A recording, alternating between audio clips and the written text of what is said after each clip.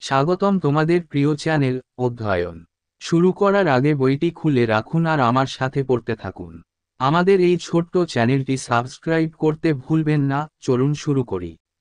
Ghadar movement. In June 1914, the First World War broke out between Great Britain, France, Russia and Japan on one side, joined later by Italy in USA, and Germany, Austria-Hungary and Turkey on the other side. The years of the war gave a new lease of life to the national movement in India. Ghadar আন্দোলন 1914 সালের June মাসে প্রথম বিশ্বযুদ্ধ শুরু হয় great Britain, France, Russia এবং জাপানের মধ্যে একদিকে, পরে ইতালি এবং মার্কিন যুক্তরাষ্ট্র যোগ দেয় এবং অন্যদিকে জার্মানি, অস্ট্রিয়া হাঙ্গেরি এবং তুরস্ক। যুদ্ধের বছরগুলি ভারতের জাতীয় আন্দোলনকে একটি নতুন জীবন দেয়। Britain's difficulty was seen as India's opportunity by many nationalists. They felt that Britain would be preoccupied with war issues in Europe and would not be able to attend fully to the nationalist challenge in India. Two groups that tried to take advantage of Britain's difficulty during this time were the Ghadar revolutionaries based in USA and the Home Rule Leagues of Tilak and Annie Besant in India. অনেক জাতীয়তাবাদীরা Britain অসুবিধাকে ভারতের সুযোগ হিসেবে দেখেছিল। তারা মনে করেছিল যে Britain ইউরোপে যুদ্ধের সমস্যা নিয়ে ব্যস্ত থাকবে এবং ভারতের জাতীয়তাবাদী চ্যালেঞ্জে পুরোপুরি যোগ দিতে পারবে না। এই সময়ে যে দুটি দল ব্রিটেন অসুবিধার সুযোগ নেওয়ার চেষ্টা করেছিল তারা হল মার্কিন যুক্তরাষ্ট্রে অবস্থিত গদর বিপ্লবীরা এবং ভারতে তিলক এবং অ্যানি বেসান্টের Home Rule League. Who were Ghadar revolutionaries? The Ghadar revolutionaries were mainly Punjabi immigrants settled in the west coast of North America since 1904, particularly USA and Canada. Many of them were landless, debt-ridden peasants mainly from Jalandhar and Hoshiarpur. Many of them were also ex-soldiers who had also served in the British Indian Army and had acquired the confidence for emigration. Pushed out of their homeland by economic crisis and lured by promise of better life, they had set out to these foreign lands. গদরের বিপ্লবী কারা ছিলেন? গদর বিপ্লবীরা ছিলেন মূলত পাঞ্জাবি অভিবাসীরা যারা 1904 সাল থেকে উত্তর আমেরিকার পশ্চিম উপকূলে, বিশেষ করে মার্কিন যুক্তরাষ্ট্র এবং কানাডায় বসতি স্থাপন করেছিল। তাদের মধ্যে অনেকেই ছিলেন ভূমিহীন, ঋণগ্রস্ত কৃষক, প্রধানত জলন্ধর ও হোশিয়ারপুরের। তাদের মধ্যে অনেকেই প্রাক্তন সৈনিকও ছিলেন যারা ব্রিটিশ ভারতীয় সেনাবাহিনীতেও কাজ করেছিলেন এবং দেশত্যাগের জন্য আস্থা অর্জন করেছিলেন। অর্থনৈতিক মন্দার কারণে মাতৃভূমি থেকে বিতাড়িত এবং উন্নত জীবনের প্রতিশ্রুতির প্রলোভনে তারা এই বিদেশি ভূমিতে রওনা হয়েছিল। However, when they reached Canada or USA, the welcome was not what they had expected. Many of them were refused entry, others had to face the hostility of white labor force who resented the competition they offered. The Secretary of State for India also supported restrictive immigration laws here as he considered close interaction between Indians and whites quite undesirable and damaging to British prestige. যাই হোক, যখন তারা Canada বা মার্কিন যুক্তরাষ্ট্রে পৌঁছেছিল, তখন তারা যা আশা করেছিল তা ছিল না। তাদের অনেককে প্রবেশে প্রত্যাখ্যান করা হয়েছিল, অন্যদেরকে শ্বেতাঙ্গ শ্রমশক্তির প্রতিকূলতার মুখোমুখি হতে হয়েছিল যারা তাদের দেওয়া প্রতিযোগিতার প্রতি বিরক্তি প্রকাশ করেছিল। ভারতের সেক্রেটারি অফ স্টেট এখানে বিধিনিষেধমূলক অভিবাসন আইনকেও সমর্থন করেছিলেন কারণ তিনি ভারতীয় এবং শ্বেতাঙ্গদের মধ্যে ঘনিষ্ঠ মিথস্ক্রিয়াকে বেশ অবাঞ্ছিত এবং ব্রিটিশ প্রতিপত্তির জন্য ক্ষতিকর বলে মনে করেছিলেন। By 1908, effective restriction on Indian immigration into Canada had been put in place. Another disabling legislation was the Alien Land Law which prohibited Indians from owning land in the US. Such discriminatory policies of host countries moved the Indian emigrants into a flurry of political activity. They were convinced that they were relegated to an inferior status in America as they were citizens of an enslaved country.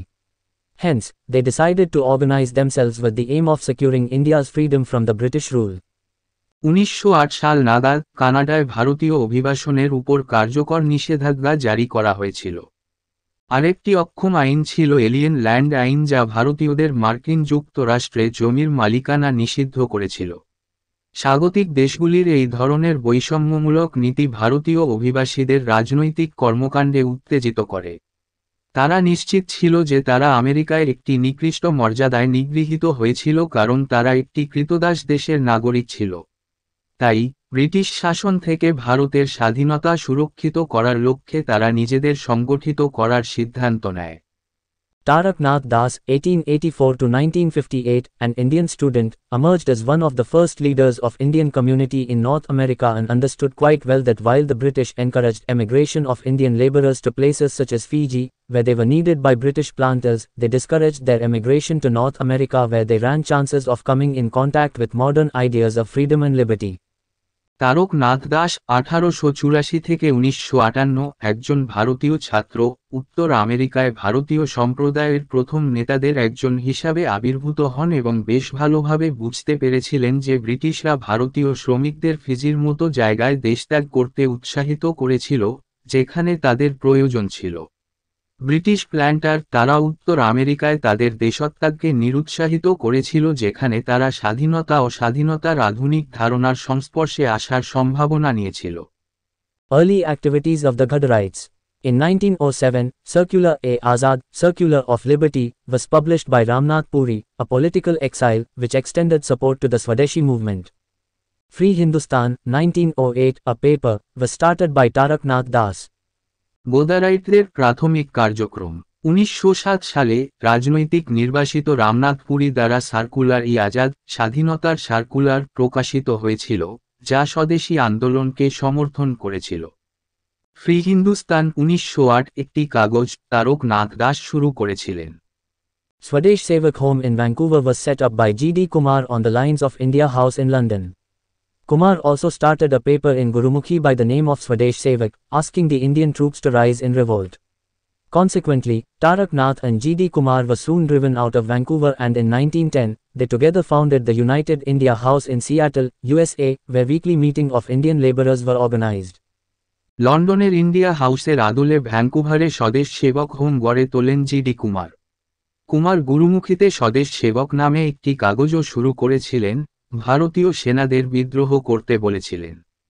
ফলস্বরূপ তারক নাথ এবং GD. কুমারকে শীঘ্রই Vancouver থেকে বিতাড়িত করা হয় এবং 1910 সালে তারা একসাথে সিয়াটলে মার্কিন যুক্তরাষ্ট্র ইউনাইটেড ইন্ডিয়া হাউস প্রতিষ্ঠা করেন যেখানে ভারতীয় শ্রমিকদের সাপ্তাহিক বৈঠকের আয়োজন করা হয়। In 1913, Bhagwan Singh, a Sikh priest, visited Vancouver in Canada and fired the imagination of his audience by openly preaching violent overthrow of British rule.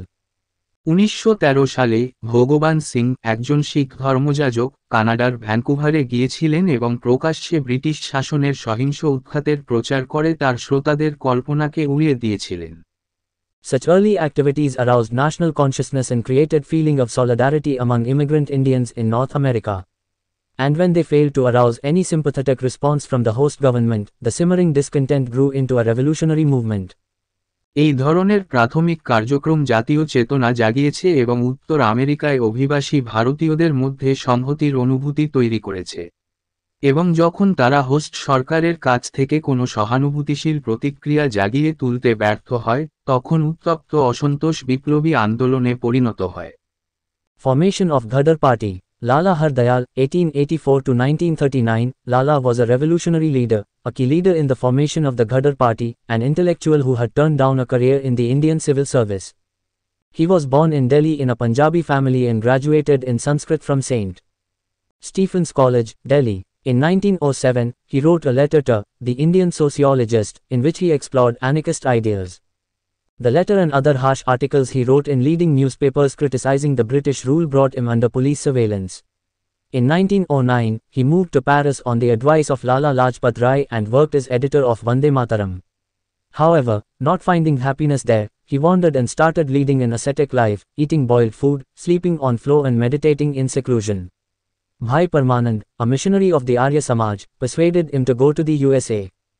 Ghadar party গঠন। লালা হরদয়াল 1884 থেকে 1939, লালা ছিলেন একজন বিপ্লবী নেতা, গদর পার্টি গঠনের একজন প্রধান নেতা, একজন বুদ্ধিজীবী যিনি ভারতীয় সিভিল সার্ভিসে কর্মজীবন প্রত্যাখ্যান করেছিলেন। তিনি দিল্লিতে একটি পাঞ্জাবি পরিবারে জন্মগ্রহণ করেন এবং দিল্লির সেন্ট স্টিফেন কলেজ থেকে সংস্কৃতে স্নাতক হন। 1907 সালে তিনি দ্য ইন্ডিয়ান সোশিওলজিস্ট-কে একটি চিঠি লেখেন যাতে তিনি নৈরাজ্যবাদী ধারণাগুলি অন্বেষণ করেন। ব্রিটিশ শাসনের সমালোচনা করে শীর্ষস্থানীয় সংবাদপত্রে তিনি যে চিঠি এবং অন্যান্য কঠোর প্রবন্ধ লিখেছিলেন তা তাকে পুলিশ নজরদারিতে নিয়ে আসে। 1909 সালে তিনি প্যারিসে চলে যান। লালা লাজপত রায়ের পরামর্শ এবং বন্দে মাতরমের সম্পাদক হিসাবে কাজ করেন। তবে সেখানে সুখ না পেয়ে তিনি ঘুরে বেড়ান এবং তপস্বী জীবনযাপন শুরু করেন, সেদ্ধ খাবার খেতেন, মেঝেতে ঘুমাতেন এবং নির্জনে ধ্যান করতেন। ভাই পরমানন্দ, আর্য সমাজের একজন ধর্মপ্রচারক, তাকে যুক্তরাষ্ট্রে যেতে রাজি করান। In California in the USA, Har Dayal came in contact with the emigrated Sikh farmers and learnt about their mistreatment at the hands of the Canadians and the British governments.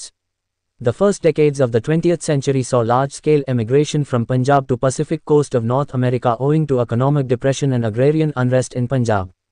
To meet this influx, the native governments had passed a series of legislations, giving rise to anti-colonial sentiments in the emigrant community. মার্কিন যুক্তরাষ্ট্রের ক্যালিফোর্নিয়ায় হরদয়াল অভিবাসী শিখ কৃষকদের সংস্পর্শে আসেন এবং Canadian ও British সরকারের হাতে তাদের দুর্ব্যবহার সম্পর্কে জানতে পারেন। বিংশ শতাব্দীর প্রথম দশকে পাঞ্জাবের অর্থনৈতিক মন্দা এবং কৃষি সংক্রান্ত অস্থিরতার কারণে পাঞ্জাব থেকে উত্তর আমেরিকার প্রশান্ত মহাসাগরীয় উপকূলে বৃহৎ আকারে অভিবাসন দেখা যায়।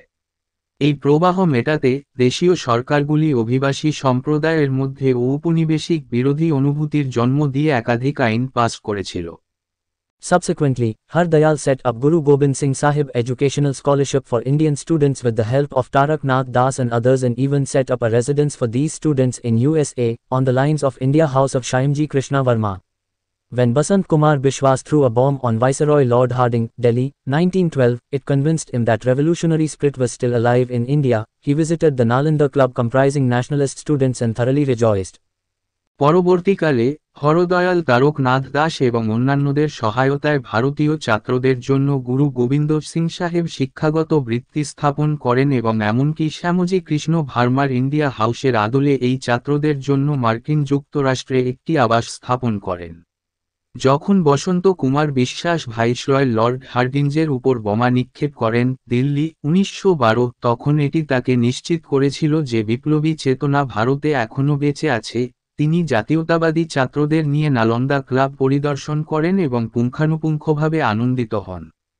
Pacific Coast Hindustan Association, Portland, May 1913, the Indian community in North America had begun to feel the acute need for a central body and a leader.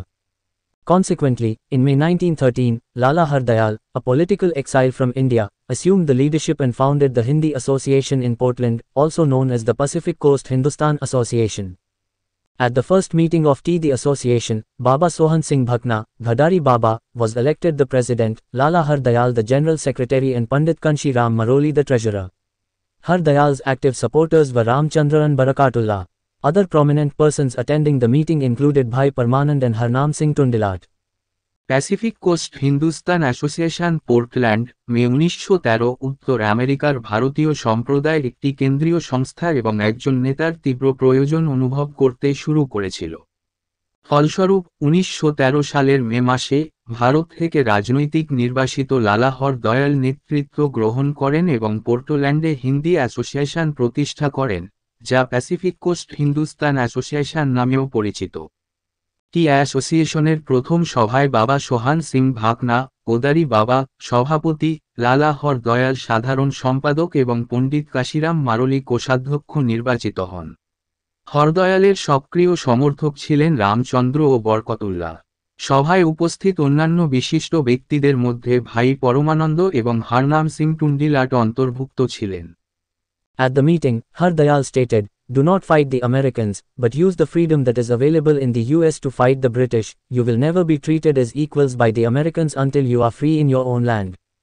The root cause of Indian poverty and degradation is British rule and it must be overthrown, not by petitions, but by armed revolt. Carry this message to the masses and to the soldiers in the Indian army. Go to India in large numbers and enlist their support." Har Dayal's ideas were immediately applauded. সভায় হরদয়াল বলেছিলেন, আমেরিকানদের সাথে যুদ্ধ করবেন না, কিন্তু আমেরিকায় যে স্বাধীনতা আছে তা ব্রিটিশদের সাথে লড়াই করার জন্য ব্যবহার করুন। আপনার নিজের ভূমিতে স্বাধীন না হওয়া পর্যন্ত আমেরিকানরা আপনাকে কখনোই সমান বলে গণ্য করবে না। ভারতীয় দারিদ্র্য ও অধঃপতনের মূল কারণ হল ব্রিটিশ শাসন এবং এটিকে উৎখাত করতে হবে আবেদনের মাধ্যমে নয়, সশস্ত্র বিদ্রোহের মাধ্যমে, জনসাধারণের কাছে এবং ভারতীয় সেনাবাহিনীর সৈন্যদের কাছে এই বার্তা বহন করুন, প্রচুর সংখ্যায় ভারতে যান এবং তাদের সমর্থন তালিকাভুক্ত করুন। হরদয়ালের ভাবনাকে সঙ্গে সঙ্গে সাধুবাদ জানানো হয়। Further, at the meeting, a sum of $10,000 was collected and decision was taken to set up a headquarter by the name of Yogantar Ashram at San Francisco, and to start a free weekly paper, the Ghadar Rebellion, named after the revolt of 1857.